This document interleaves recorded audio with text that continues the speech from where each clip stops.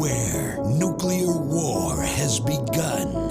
Vampires fought back in super real 3D. So one of the recent projects that I just filmed was for a company that does restorations in particular on Porsches, but they do other restorations as well, but these guys are really known for Porsches. This is the second video that I'm filming for them. Well, that I just filmed and now I have to edit it.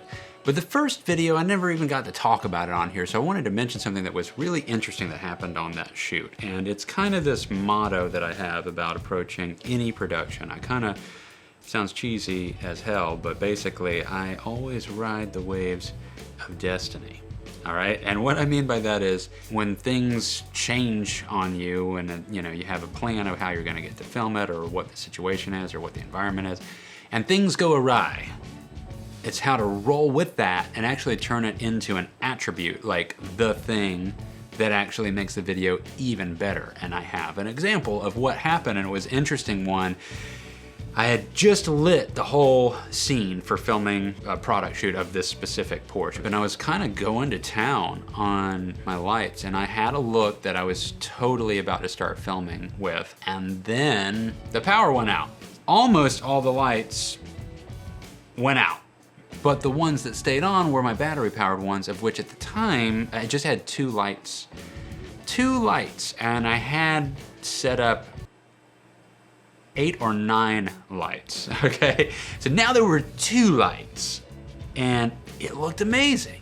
Like, initially when it went black, I wasn't even behind the camera, so I just saw everything go down, a couple lights were on, one just kind of over the top of the car, and then one was a little bit of a backlight, and I thought, well crap, you know, we're gonna have to wait for the power to come back on. We got a lot of shots to get today. This totally is gonna change everything. Plus, just to mention, time was of the essence because the owner of this vehicle, who had patiently waited for months for it to be done, was coming that night to pick it up. Now, he was okay with hanging out for a little while for the shoot because he liked the idea of his car being filmed, but he didn't want to leave the car there and have to come back another day, all right? So, time was of the essence, but when I got back behind the camera, I saw magic happening. It looked better. It looked kind of like significantly better. It was way moodier now. And all this, I loved the black shadow roll off that just happened in the back.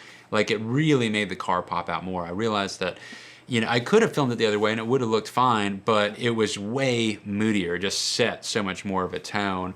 And then it gave me more opportunity to create color contrast for this car. Now, color contrast is where you're gonna bring in, you know, just the opposite 2 colors together, and then you have color contrast. It's another way of creating contrast. Rather than just shadows and brights, you can create color contrast where you have 2 completely opposite spectrum colors, and then you have color contrast. And you'll see that happen a lot if you're mixing tungsten lights and daylight balanced lights. Basically, if I white balanced for daylight, that gave me the accurate red color on the car. The main lights hitting the car were daylight balance, and then anything that I put behind that, I went ahead and used a tungsten. Now, my LEDs that I have, keep in mind I'm only using 2 lights at this point, are bicolored, so I can choose between those 2 spectrums, and I put the other one, the backlight, on tungsten while having the camera white balanced for daylight, and that's gonna give you blue. That will make your background blue. So you have accurate colors, anything in the daylight balanced color spectrum,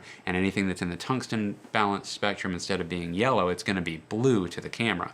And blue was perfect for the red of the car because blue and red, that's immense color contrast. And I just think it really worked for this shoot. So something that seemed like an absolute failure and was going to completely screw up this shoot and we were gonna have to rack our brains to figure out, really worked out in favor of being like this better look. And it's not always that easy to find like the good way around a situation, but that's just one example that recently happened, and then I thought of it because I'm doing this new shoot for them again. I mean, just try to take anything that seems like a negative and figure out what you can accomplish during that time that is a negative. If it's just a window of time that you would normally be down, how can you still be productive? Even if it's gonna be coming up with like maybe a better communication with your client before you're going to do an interview, so that way they're even more comfortable when you do the interview or something like that. You just never know. There's always a way to spin it. Think outside the box. It doesn't just have to be directly how you're going to take advantage of the situation and apply it to your camera. It could be how you take advantage to make the overall shoot better. And sometimes rescheduling is destiny in itself, because the weather ended up sucking, and then when you do film it, it's like the perfect day, or it's not the perfect day, but in fact that not perfect day because of the weather actually looks better with the thing that you're filming or the people that you're filming. These things tend to work out if you just go with the flow here of the universe, all right? I know I sound cheesy, hey, but all I can say is that that's how I roll. That works for me. It also helps keep good spirits with the client, keeps me in a better headspace, so that carries over to the client. I think it's just all good stuff to try and stay positive and turn things around. The only other thing I wanted to mention about this video is that I took a pretty extreme risk, I feel, of going outside the box on the music that I chose. The song that I picked for the edit was completely catered around the concept of what the car was. I would not necessarily pick that music, even though I kind of like that music, but it's not the first thing I would pick for a Porsche. Oh, my pretty baby, oh, my sweetie baby. But given this old model, and this old model's it's not even fast. I mean, if you know much about cars, I mean, a lot of these older cars, it's not like they have a bunch of horsepower. So there's just this nostalgic thing about them that attracts owners to want to own them and restore them. And in fact, like, I mean, I'm going to tell you, because not, you know, I think close to $350,000 was spent on restoring this car to this level. These guys are like some of the best in the world at doing restorations, like down to the T. I mean, even getting the old like German ink and then inking in by hand little specific portions that are under covers that are inside the engine port. I mean, it's insane, right? So they go that far with it. So I just wanted to really cater to what that type of car was. And I chose this song that was a little bit, I considered risky for the owners liking it, because it was the first video that I was going to make for them. They've seen all my other videos for Trans Am. I've never picked out anything like that for Trans Am. These are totally different car. This is a totally different car than any of the Trans Am work that I've done. And that's the thing, is I really think there's a lot to I mean, if there's an attribute that you can have as somebody that's going to potentially do all different types of gigs, you need to be able to really cater to what that specific project is and give it a style that matches it. So be really sensitive to that. And in this case, I think it was successful. The owners ended up really liking it. They've hired me for a second video now with 2 more planned, and hopefully we'll do even more than that in the future. And somebody else that they know has a Porsche shop out in Jacksonville, and he thought the video was amazing, and apparently he wants to get in touch with me, so there might be more work from that. So it was just I could have done something generic and just, you know, go for something cool or just pick something really safe, but I went with something that lyrically I thought actually had some wit to it. It was cute, and it kind of played into the car and the nostalgia of the car if you actually listen to the lyrics in the video, of which I'll play just a little bit. I must have done something good to deserve you. I'm not superstitious, it's just a suspicion, but I feel it in my bones.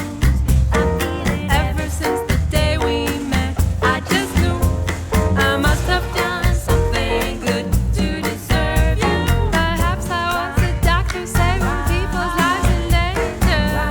Oh yeah, I must have done something. Perhaps I was a pirate and I donated my treasure.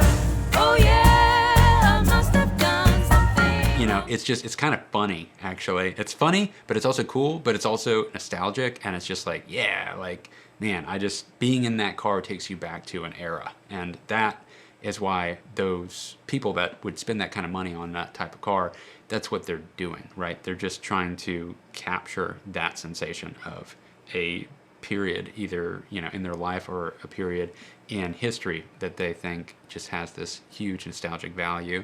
And I think that's pretty cool. So I tried to play into that with the song I chose. So anyway, my name is Ash Von Chamier. I am the owner of Rough Cut Productions based in Tallahassee, Florida, and I've been doing this for like 17 plus years. So I'm just trying to share tips and tricks that I've learned and picked up along the way. And this is a really, really fun thing to do for a living. So I hope that you guys are staying safe out there, still getting work coming in with COVID. That has been interesting. I just put out a video about exactly that and some of the things that I'm telling clients. If you want to check that out, go for it. And in the comment thread, by all means, you know, tell me, give me a little bit of info. What's some of the interesting things you found, either with lighting or just rolling with Destiny? You know, it's fun to share these stories, and I think anyone that reads them or knows about them, you know, there's so much value in just getting people to have this kind of conversation about how you can roll with things at a shoot and turn it into the best light, into the best direction possible. So take care, guys. I hope to catch you on the next one. By all means, you can subscribe if you would like, and follow me on other episodes. You could hit the like button at a very minimum, because that would be fantastic as I try to grow this channel. I want to make more and more videos, and the more you guys can support it with just attention, then the more videos I can make, and I look forward to making more. All right, guys, take care. Peace. Movie voice.